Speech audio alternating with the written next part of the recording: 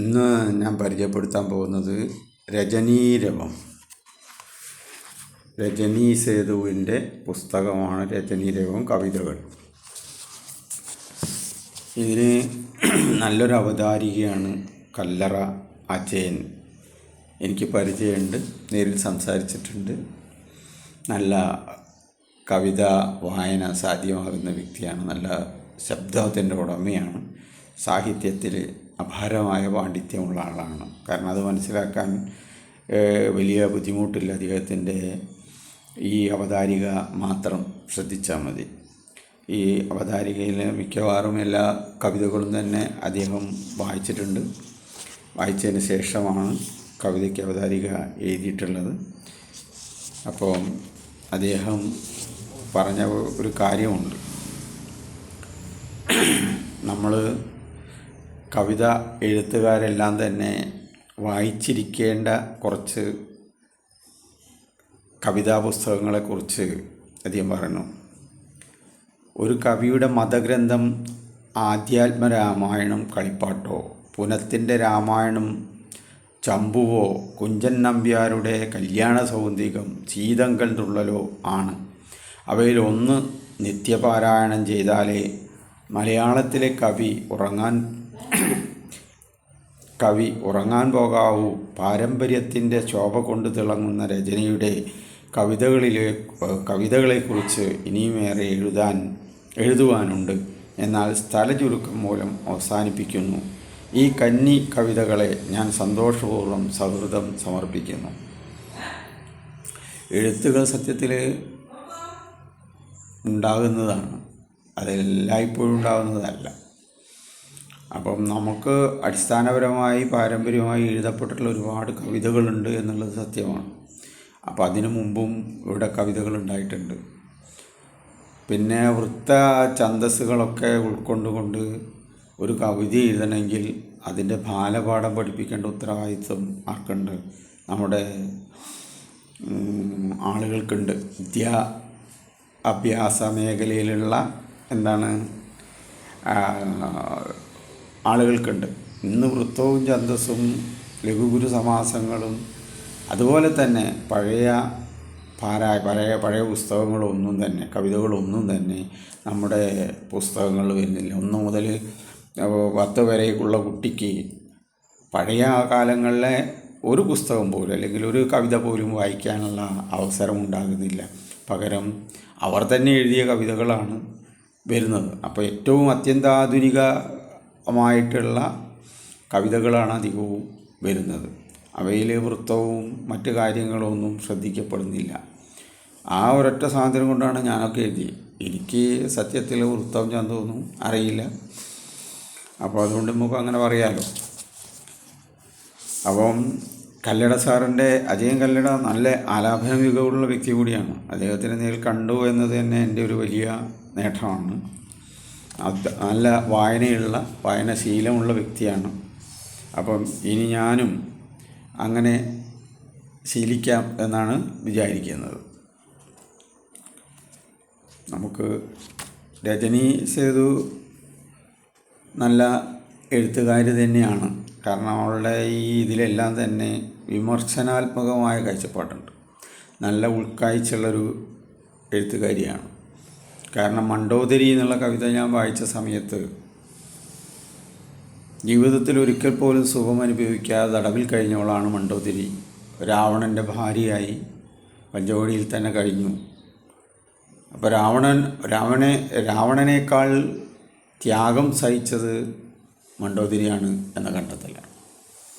അതേപോലെ തന്നെ നമ്മൾ രാമായണത്തിൽ സീതയ്ക്കെന്നോണം തന്നെ മണ്ഡോദരിക്കും പ്രാധാന്യം കൊടുക്കണം, അവളെയും ആദരിക്കപ്പെടണമെന്ന് ആരാവശ്യപ്പെടുന്നു? ഈ എഴുത്തിലൂടെ രജനി സേതു നമ്മളോട് ആവശ്യപ്പെടുന്നു. വളരെ വിപ്ലവാത്മകമായിട്ടുള്ള ഒരു കാഴ്ചപ്പാടാണ്. രാവണനും മണ്ഡോദരിയും തമ്മിലുള്ള ആ ബന്ധത്തെക്കുറിച്ചാണ്. ഒന്ന് വായിച്ചു നോക്കാം. മണ്ഡോദരി, രജനി സേതു. കൂപത്തിനുള്ളിലായി 12 വർഷവും പ്രാർത്ഥനയോടൊപ്പം ശാപത്താൽ വായവേ ശാപമോക്ഷത്തിൻ ഫലമായി നിത്യവും കന്യകയായി പുകൾ കേട്ടുമണ്ടുകം. ശാപമോക്ഷത്തിൻ ഫലമായി നിത്യവും കന്യകയായി പുകൾ കേട്ടു മണ്ടുകം. പെണ്ണിൻ്റെ മകളായ അപ്സരസ്സാകുന്ന പഞ്ചകന്യകയായി പിറന്നവൾ മഹാമയാഹേമ. പെണ്ണിൻ്റെ മകളായ അപ്സരസാകുന്ന പഞ്ചകന്യകയായി പിറന്നവൾ മയഹേമപുത്രിയായി ജീവിതമാടിയ കന്യയെ വരിച്ചവൻ രാവണ രാക്ഷസൻ. മയഹേമപുത്രിയായി ജീവിതമാടിയ കന്യയെ വരിച്ചവൻ രാവണൻ രാക്ഷസൻ. സ്വജീവിതം കൊണ്ടു ഭാഷ്യം ചമച്ചവൾ, ധർമ്മവ്യാകരണ മൂല്യമറിഞ്ഞവൾ, ധന്യമാലിനി എന്നൊരു പേരായും വാൽമീകി ചൊല്ലിയ വാക്കിനാൽ വാണവൾ. വാൽമീകി ചൊല്ലിയ വാക്കിനാൽ വാണവൾ. ധൃതിയും ക്ഷമയും ധൈര്യവും വീര്യവും ഐശ്വര്യം ചേർന്നുള്ള ജീവിതാവൃത്തികൾ. ധൃതിയും ക്ഷമയും ധൈര്യവും വീര്യവും ഐശ്വര്യം ചേർന്നുള്ള ജീവിതാവൃത്തികൾ. സത്യം ശാന്തത രാജഭക്തിക്കുള്ളിൽ സഹധർമ്മിണി ധർമ്മം കാത്തു സൂക്ഷിച്ചവൾ. സഹധർമ്മിണി ധർമ്മം കാത്തു സൂക്ഷിച്ചവൾ. കരയാൻ മാത്രം വിധിക്കുന്ന സ്ത്രീത്വത്തിൽ പ്രതീകമായി വാഴുന്ന രാക്ഷസരാജ്ഞിയെ മായാരൂപനാം രാക്ഷസരാവണൻ. മായാരൂപനാം രാക്ഷസരാവണൻ പഞ്ചവടിക്കുള്ളിൽ മാത്രം തളച്ചിട്ടു. പഞ്ചവടിക്കുള്ളിൽ മാത്രം തളച്ചിട്ടു.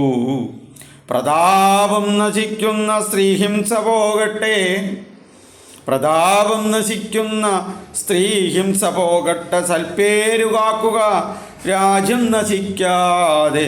രാമൻ്റെ ശത്രുവായി വായാതെ സീതയെ വിട്ടയച്ചിടുവാൻ കേണപേക്ഷിച്ചവൾ. പ്രതാപം നശിക്കുന്ന സ്ത്രീ ഹിംസ പോകട്ടെ. സൽപ്പേര് കാക്കുക രാജ്യം നശിക്കാതെ. രാമൻ്റെ ശത്രുവായി വായാതെ സീതയെ വിട്ടയച്ചിടുവാൻ കേണപേക്ഷിച്ചവൾ. ഇന്ദ്രിയങ്ങൾ കൊണ്ടു തോൽപ്പിക്കും ജീവിതമെന്നുള്ള വാക്കുകൾ. ഇന്ദ്രിയങ്ങൾ കൊണ്ടു തോൽപ്പിക്കും ജീവിതമെന്നുള്ള വാക്കുകൾ കേൾക്കാതെ ജീവിച്ച രാക്ഷസരാജന്റെ പേരിൽ മറയുന്നു ത്യാഗസുരബില ജീവപ്രതീകമേ. ത്യാഗസുരബില ജീവപ്രതീകമേ. പുനർകാല പ്രാർത്ഥനയ്ക്കൊപ്പം എത്തുന്ന പഞ്ചകന്യകമണ്ഡോദരിയെയും പുലർകാല പ്രാർത്ഥനയ്ക്കൊപ്പം എത്തുന്ന പഞ്ചകന്യകമണ്ഡോദരിയെയും എന്തിനു കാണാതെ പോകുന്നു നമ്മളും. സീതാദേവിക്ക് തുല്യമായി കാണുക. പുലർകാല പ്രാർത്ഥനയ്ക്കൊപ്പം എത്തുന്ന പഞ്ചകന്യകമണ്ഡോദരിയെയും എന്തിനു കാണാതെ പോകുന്നു നമ്മളും. സീതാദേവിക്ക് തുല്യമായി കാണുക. വളരെ നല്ല രീതിയിൽ മണ്ഡോദരിയെ ഒന്നുകൂടി ഉയർത്തി കാണിച്ചത്. കാരണം എപ്പോഴും നമുക്ക് തോന്നിയിട്ടുള്ള കാര്യമാണ്. രാമനെ അത്രമാത്രം മനസ്സിൽ സൂക്ഷിക്കുന്ന മണ്ഡോദരി രാവണഭഗ്നിയായി. എന്നിട്ട് പോലും ധർമ്മത്തിനു വേണ്ടി ശക്തിയുക്തം യുദ്ധകൊടുമ്പിരി കൊണ്ട് മരണത്തെ കാത്തു നിൽക്കുന്ന രാവണനോട് പറയാൻ മണ്ഡോദരി ധൈര്യം കാണിച്ചു എന്നുള്ളത്. അപ്പോൾ നമ്മൾ രാമായണം വായിക്കുമ്പോൾ മണ്ഡോദരിയെ കൂടി ഓർക്കണമെന്ന ആ രജനി സേതുവിൻ്റെ ഇതിനോട് നമുക്ക് നോക്കാം, സ്വീകരിക്കാം. ശ്രീ കല്ലറ അജയൻ എഴുതിയിരിക്കുന്നത് നോക്കാം. എൻ്റെ കവിത പിറക്കുന്നത് ഒളിച്ചു വെച്ച കുഞ്ഞു നൊമ്പരങ്ങൾ അളമുറിയുമ്പോഴാണ് എന്ന് കവി തൻ്റെ പിറവി എന്ന കവിതയിൽ സൂചിപ്പിക്കുന്നു. താൻ എന്നതിന് കൃത്യമായ ഉത്തരം നൽകാൻ കഴിയുക എന്നതാണ് ഒരു മെച്ചപ്പെട്ട കവിയുടെ ലക്ഷണം. ഈ എഴുത്തുകാരിക്ക് അതിന് കഴിയുന്നുണ്ട്. സ്വന്തമായ ഒരു രചന തത്വചിന്ത രൂപപ്പെടുത്തിയെടുക്കുന്നതിൽ രചന വിജയിക്കുന്നു. അപ്പോൾ സ്വന്തം കവിതകളിലൂടെ ഈ എഴുതിയ കവിതകൾ അത്രയും വായിച്ച കല്ലറ അജയൻ സാർ പറഞ്ഞിരിക്കുന്നത് രചനയ്ക്ക് സ്വന്തമായ ഒരു രചന ശൈലിയുണ്ട്. അവൾ എഴുതിയിരിക്കുന്നത് അവളുടെ ആത്മസമർപ്പണം തന്നെയാണ്. അതുകൊണ്ട് അവളുടെ അച്ഛനെ എല്ലാ സമയങ്ങളും ഓർക്കുന്ന, അമ്മയെ സദാ മനസ്സിൽ കൊണ്ട് നടക്കുന്ന രജനി രവത്തിന് നമുക്ക് നമ്മുടേതായ രീതിയിലുള്ള ഒരു നല്ല നമസ്കാരം കൊടുക്കാം. ശിവദാസൻ മുക്കം.